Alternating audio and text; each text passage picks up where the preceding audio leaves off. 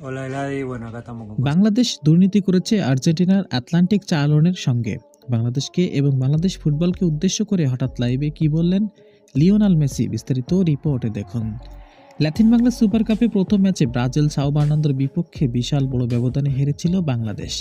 দ্বিতীয় ম্যাচে আর্জেন্টিনার ক্লাব আটলান্টিকো চালোনের বিপক্ষে আজকে মাঠে নেমেছিল Bangladesh red and green superstar. প্রথমার্ধে শুরুতে বাংলাদেশ যেমন অ্যাটাকিং ফুটবল খেলেছিল, তেমন অ্যাটাকিংয়েও কমতি দেখেনি আর্জেন্টিনা। ম্যাচের শুরুতে ৫তম মিনিটে বাংলাদেশ পেয়ে যান একটি গোল, ১-০ ব্যবধানে এগিয়ে যান। তখন আর্জেন্টিনা আরও বেশি অ্যাটাক করতে শুরু করেন, কারণ গোল তো শোধ করতে হবে। কিন্তু হিটে বিপরীত হয়ে গেল।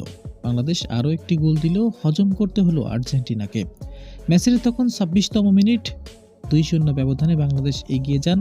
এরপরে অবশ্যই একটি গোল অফসাইডের কারণে বাতিল করা হয়েছিল। দ্বিতীয়ার্ধের শুরুতে দারুণ অ্যাটাকিংয়ে ছিলেন আর্জেন্টিনা। ৫০তম মিনিটে ব্যবধানটা ১-১ করে ফেলেন আর্জেন্টিনা।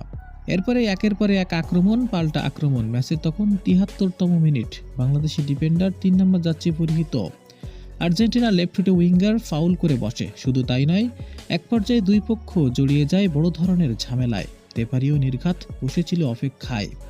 দুই পক্ষকে ঠান্ডা করে দুইজনকে রেড কার্ড দেখিয়ে বাহিরে বের করে দেন।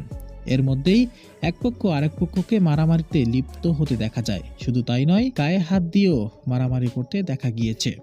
যাই হোক, এক পর্যায়ে নিয়ন্ত্রণে সবশেষ ১-১ ড্র করে বাংলাদেশ ও আর্জেন্টিনা।